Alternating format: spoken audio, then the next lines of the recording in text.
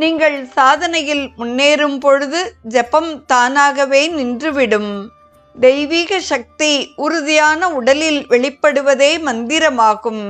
விக்கிரகத்தை வெறும் கல்லாகவும், மந்திரத்தை வெறும் எழுத்துக்களாகவும், குருவை வெறும் மனிதனாகவும் எண்ணுகிறவர்கள் அருநரகமடைவார்கள்.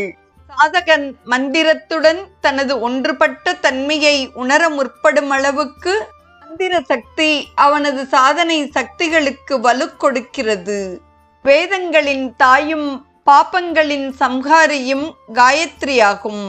இவ்வுலகிலும் வானுலகிலும் காயத்ரியை விட அதிக பரிசுத்தப்படுத்துவது வேறு எதுவும் கிடையாது. 4 வேதங்களையும் அவற்றின் அங்கங்களுடன் உச்சரிப்பதனால் ஏற்படும் பலனையும் காயத்ரி ஜபம் கொண்டு வருகிறது. மும்முறை இந்த மந்திரத்தை ஜபிப்பதால் மோட்சம் கிடைக்கிறது.